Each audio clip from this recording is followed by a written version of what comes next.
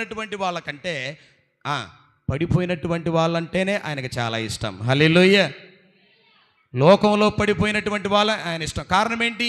నిలబడినటువంటి వ్యక్తి ఎలాగైనా నడవగలుగుతాడు, కానీ పడిపోయినటువంటి వారిని ఆయన ఉద్ధరించే దేవుడు. ఆయన నీ జీవితాన్ని ఉద్ధరిస్తాడు, ఆయన నీ పిల్లల భవిష్యత్తును ఉద్ధరిస్తాడు. కృంగిపోయినటువంటి వారిని లేవనెత్తేవాడు. ఈ మధ్యాహ్న కాల సమయంలో ఒక వ్యక్తిని నేను మీకు చూపిస్తాను. ఎక్కడంటే త్వరగా చాలా సమయం అవుతా ఉంది. ఆది కాండంలో మనం చూస్తే ప్రేమ బిడ్డారు 39వ అధ్యాయము యేసేపు గురించి ఒకసారి మనం చదువుదాం. ఆది కాండం 39వ అధ్యాయము 20వ వాక్యాన్ని చదువుదాం. అతనిని పట్టుకొని రాజు ఖైదీలు బంధింపబడు చెరసాలలో వేయించెను. అయితే యెహోవా యోసేపునకు తోడయ్యుండి అతని యందు కనికరపడి అతని మీద చెరసాల యొక్క అధిపతికి కటాక్షము కలుగునట్లు చేసెను. హల్లెలూయా, హల్లెలూయా. యోసేపును బంధించారు, చెరసాల్లో వేశారు, జైల్లో వేశారు. పోతీఫరు చేయనటువంటి నేరం తన మీద మోపారు, చేయనటువంటి తప్పు తన మీద ఆపాదించబడింది. రాజు కదా, భార్య మాట విని అతన్ని చెరసాల్లో వేశారు, జైల్లో ఏం చేశారు? బంధించారు. గట్టిగా స్తోత్రం చెప్పండి ఒకసారి. హల్లెలూయా. అతనిని పట్టుకొని రాజు ఖైదీలను బంధింపబడు చెరసాల్లో వేయించాడు. అంటే ఎంతో ఘోరమైన నేరం, ఎంతో ఘోరమైన తప్పు, అపరాధములు, ఎన్నో ఆత్మహత్యలు, ఎన్నో హత్యలు చేసినటువంటి వారిని ఉంచేటటువంటి చెరసాల్లో వేశారు. ఎవరిని? యోసేపుని చెరసాల్లో వేశారు. ఖైదీలు ఉండే చెరసాల్లో వేశారు. ప్రత్యేకమైన చెరసాల కాకుండా ఖైదీలు ఉండే చెరసాల్లో వేశారు. కరుడు కట్టినటువంటి నేరస్తులు ఉండే చెరసాల్లో వేశారు. అప్పుడు అతనుకున్నటువంటి నిరీక్షణ ఒకటే, ఏంటో తెలుసా? నేను ఈ తప్పు చేయలేదు, నేను ఈ దోషం చేయలేదు, నాకు ఎలాంటి అపరాధము ఆపాదించబడదు. అయినా ఈ బంధకాల్లో నుండి వారైతే నన్ను బంధించారు, ఖైదీలైతే నన్ను వేశారు, రాజు అయితే నన్ను బంధించాడు, అయితే ఈ బంధకములో నుండి, ఈ చెరసాల్లో నుంచి నన్ను విడిపించగలిగినటువంటి దేవుడు, నేను ఆరాధిస్తున్నటువంటి యెహోవా దేవుడు అని యోసేపు యెహోవా దేవుని మీద నిరీక్షణ ఉంచాడు. గట్టిగా స్తోత్రం చెల్లిద్దాం. హల్లెలూయా. యెహోవా యోసేపునకు తోడయ్యుండి, ఆ చెరసాల యొక్క అధిపతి ఉన్నాడు, ఆ చెరసాల యొక్క అధిపతికి కటాక్షము కలుగునట్లుగా యోసేపు మీద దేవుడు కృప చూపించాడు.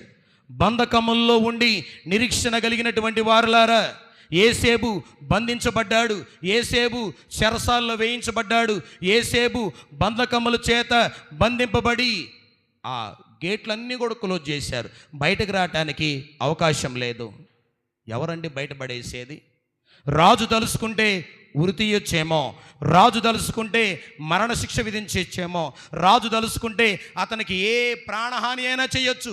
కానీ దేవుని హస్తం యోసేపునకు తోడుగా ఉంది, దేవుని యొక్క సన్నిధి యోసేపునకు తోడుగా ఉంది, దేవుని యొక్క హస్తం యోసేపు యొక్క వ్యక్తిగత జీవితానికి తోడుగా ఉంది. కాబట్టి అందుకనే బంధకాల్లో ఉండి యోసేపు నిరీక్షణ కలిగి ఉన్నాడు. హల్లెలూయా.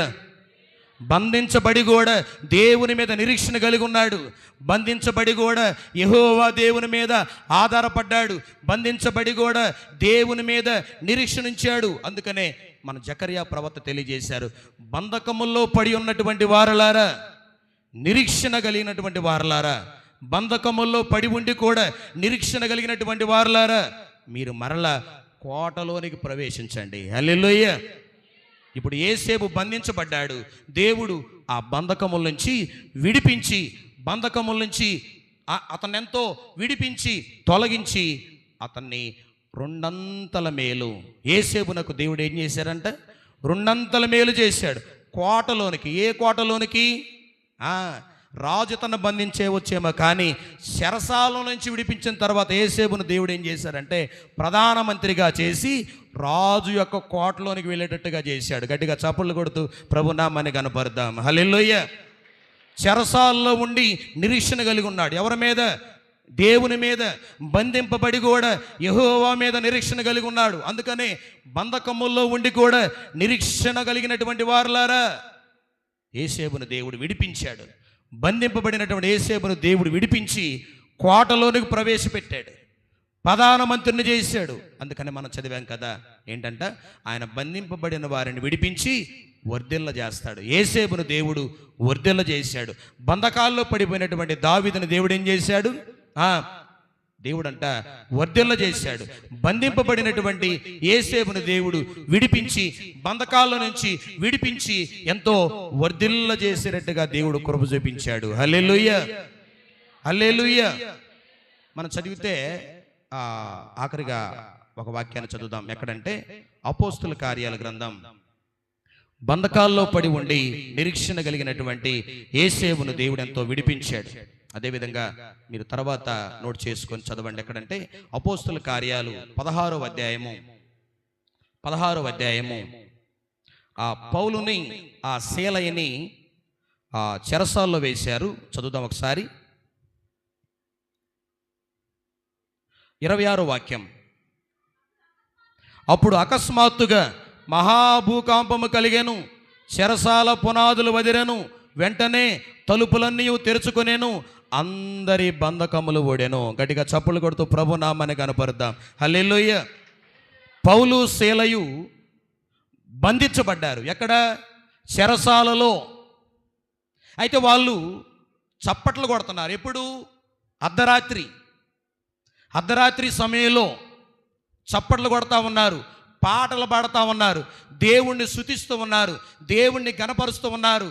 ఖైదీలు వారితో పాటుగా చెరసాల అధికారి, గేటు దగ్గర వాచ్మెన్, వారితో పాటుగా పౌలు శీల ఇద్దరు కూడా పాటలు పాడి దేవుణ్ణి స్తుతిస్తూ దేవుణ్ణి గణపరుస్తూ ఉంటే ఖైదీలు కూడా వింటూ ఉన్నారంట. హల్లెలూయా. అంటే వీళ్ళ నిరీక్షణ ఏంటి? మన దేవుడు ఈ జైలు గోడలను కూడా బద్దలు చేయగలిగినటువంటి దేవుడు ఆయన. హల్లెలూయా. ఈ చెరసాలను కూడా ఆయన పుత్తినీలుగా చేయగలిగినటువంటి వాడు. జైలు యొక్క పునాదులను కూడా కదిలించగలిగినటువంటి వాడు. జైలు యొక్క ఆ చెరసాలను కూడా ఎంతో ఆయన విడిపించి మనల్ని బయటకు తీసుకురాగలుగుతాడు అనే ఒక నిరీక్షణ పౌలు గారికి, అదేవిధంగా తనతో పాటు ఉన్నటువంటి శీలయు ఇద్దరు కూడా నిరీక్షణ ఉంది. అంటే వారి బంధకాల్లో ఉండి కూడా దేవుని మీద నిరీక్షణ కలిగి ఉన్నారు. హల్లెలూయా. ఈ బంధకాల్లో ఉన్నటువంటి మనలను విడిపించగలిగినటువంటి దేవుడు, మనం ఆరాధిస్తున్నటువంటి దేవుడు ఆయన సమాధిలో నుంచి కూడా బయటకు రాగలిగినటువంటి దేవుడు ఆయన. హల్లెలూయా. మనం చదువుతాం కదా అపోస్తుల కార్యాల్లో యేసుక్రీస్తు వారి గురించి ఒక మాట రాయబడింది. చదవండి ఒకసారి. అపోస్తుల కార్యాలు 2వ అధ్యాయము 24వ వాక్యం. మరణము ఆయనను బంధించి ఉండుట అసాధ్యం. చదవండి ఒకసారి. మరణము ఆయనను బంధించి ఉండుట అసాధ్యము గనుక దేవుడు ఆయన మరణ వేదనలను తొలగించి ఆయన లేపెను. గడిగా 2 చేతులు చప్పట్లు కొడుతూ ప్రభు యొక్క నామాన్ని కనపరుద్దాం అందరం. యేసుక్రీస్తు వారిని కూడా బంధించాలని ప్రయత్నం చేశారు, మరణము చేత బంధించాలని ప్రయత్నం చేశారు. ఆయన యొక్క ఆ శరీరాన్ని, ఆ పార్థివ దేహాన్ని, ఆ డెడ్ బాడీని తీసుకొచ్చి సమాధిలో పెట్టి దానికి ఎదురుగా ఒక పెద్ద రాయి పెట్టారు, కాపలాదారులను పెట్టారు, సైనికులను పెట్టారు, చుట్టూ కూడా గొలుసులతో బంధించారు. అందరూ అనుకున్నారు కదా ఇక యేసుక్రీస్తు వారు బయటకు రావటం అసాధ్యం, మరణములో నుండి జీవము కలిగినటువంటి వాడుగా బయటకు రావటం అసాధ్యం, సమాధిలో నుండి ఇంత పెద్ద అసలు చచ్చిపోయినటువంటి వాడు లేవటమే అసాధ్యం అనుకున్నారు. గట్టిగా స్తోత్రం చెల్లిద్దాం. హల్లెలూయా. మరణము ఆయనను బంధించి ఉండుట అసాధ్యం, మన దేవుడికి అనగా మన ప్రభు అయినటువంటి యేసుక్రీస్తు వారు కూడా ఒకే నిరీక్షణ. ఏంటో తెలుసా? అయ్యా తండ్రి, నా ఆత్మను నీ చేతికి అప్పగిస్తూ ఉన్నాను, మరల ఆ ఆత్మను నేనున్నటువంటి ఆ సమాధిలోనికి నువ్వు మరలా రప్పించి నన్ను సజీవుడిగా చేయగలుగుతావు. ఒక నిరీక్షణ కలిగి ఉన్నాడు మన ప్రభు అయినటువంటి యేసుక్రీస్తు వారు.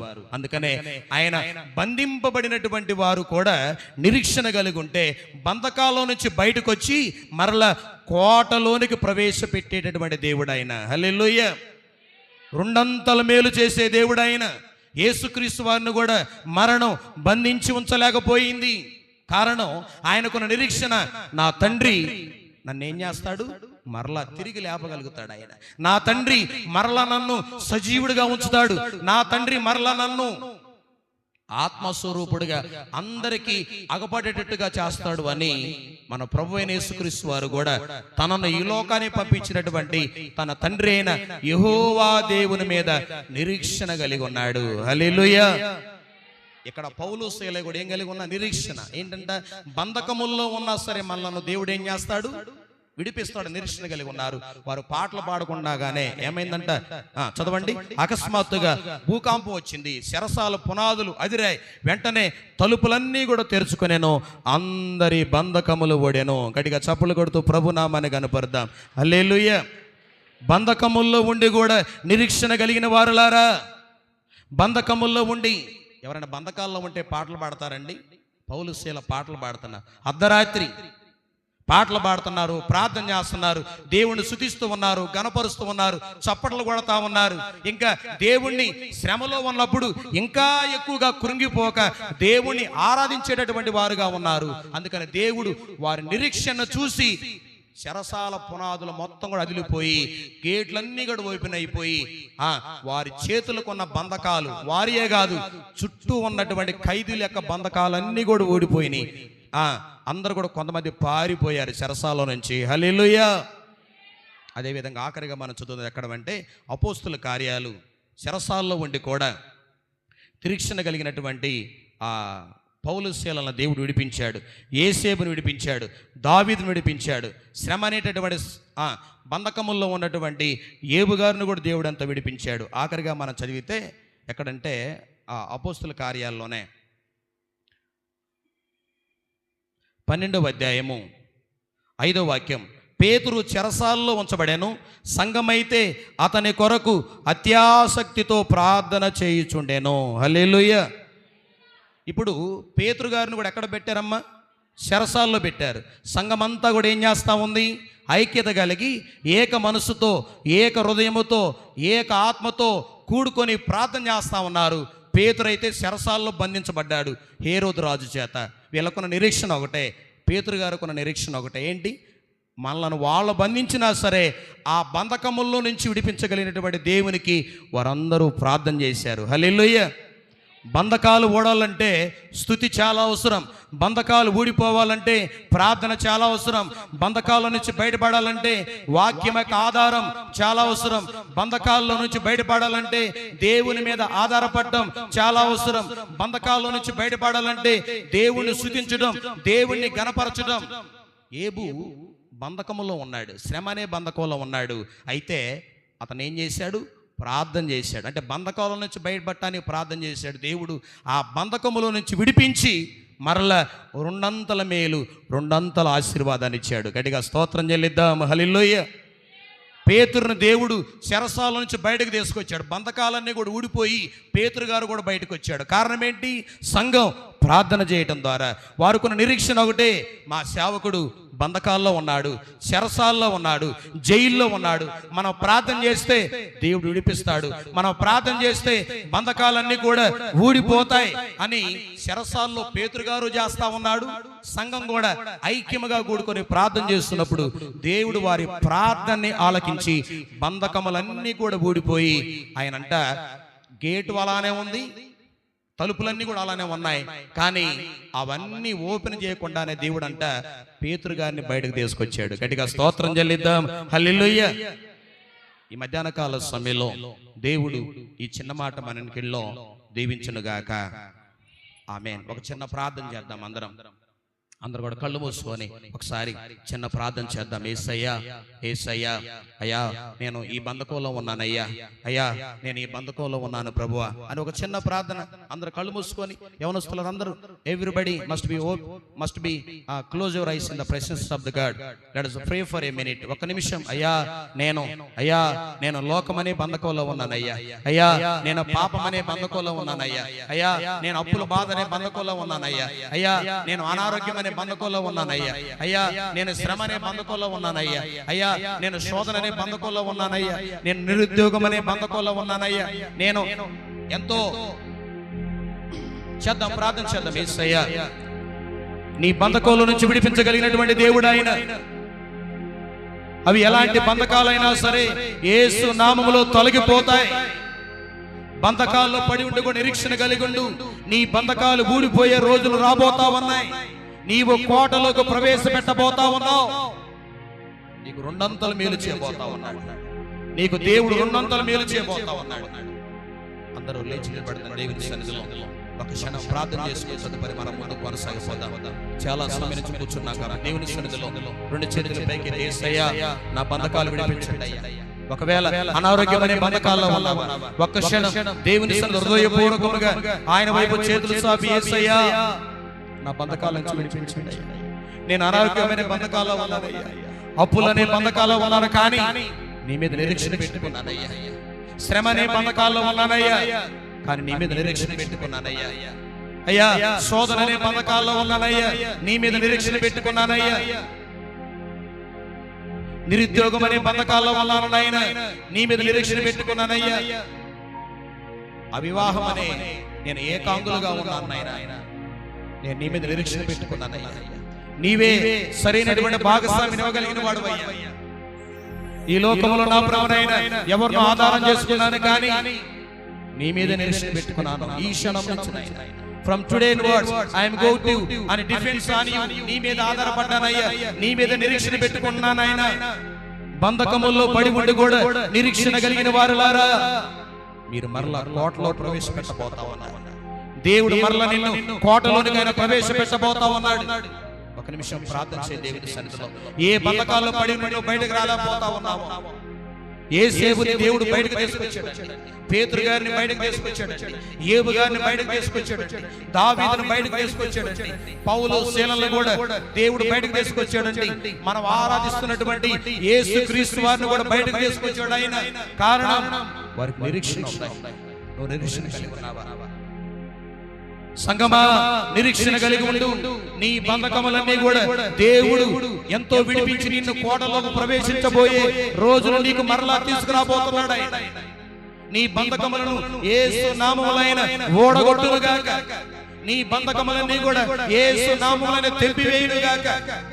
నీ పిల్లలకు సాతాను కట్టినటువంటి ప్రతి బంధకాన్ని యేసు నామములైన తెంపివేయునుగాక. నీ దుఃఖము నిట్టూర్పు యేసు నామములో ఎగిరిపోవునుగాక. నీ దుఃఖము సంతోషముగా మార్చునుగాక. నీ సంతోషాన్ని దేవుడు యేసు నామములో పరిపూర్ణముగా చేయునుగాక. అయ్యా నేను బంధకాలలో ఉన్నానయ్యా, నా బంధకాల నుంచి విడిపించండి. నా బంధకాలను విడిపిస్తారని ఎవరు అనుకుంటున్నారు, కానీ నా పిల్లలైనా చదువుతున్నారు కానీ ఫెయిల్ అయిపోతున్నారయ్యా. వారు ఫెయిల్ అయ్యే బంధకంలో ఉన్నారయ్యా. అయ్యా ఆ బంధకాల నుంచి విడిపించండి అయ్యా. బంధకాలను విడిపించి మీరు వర్ధిల్ల చేయండి. నా కుటుంబాన్ని, నా భర్తను, నా భార్య, వారి పాడి పాటల్లో, చదువుల్లో, ఉద్యోగాలు, వ్యాపారాలైనా విడిపించి మీరే వర్ధిల్ల చేయండి ప్రభువా అని దేవుని సన్నిధిలో మనం అంతా కూడా ప్రార్థన చేద్దాం. స్తోత్రం, స్తోత్రం, స్తోత్రం, స్తోత్రం, స్తోత్రం. మహాపరిశుద్ధుడా, మహోన్నతుడా, నీకే స్తోత్రాలయ్యా. ఈ మధ్యాహ్న కాల సమయంలో నా ప్రభు ప్రదాకన ఎంతో పాటల ద్వారా వాక్య ధ్యానంలో మీరు ఎంతో తోడుగా ఉన్నారు నాయన. మీరు మాకు ఇచ్చినటువంటి ఒక వాగ్దానం, బంధకంలో పడి ఉండి కూడా నాయన నిరీక్షణ కలిగినటువంటి వారి జీవితాల్లో మరలా అయ్యా మీరే ఆ బంధకాల నుంచి విడిపించి, ఆ బంధకాల నుంచి తప్పించి నాయన మీరు వారిని మరలా కోటలోకి ప్రవేశపెట్టి నాయన రెండంతలుగా మేలు చేయమని యేసు నామములో అడుగుచున్నాము తండ్రి. ఆమేన్.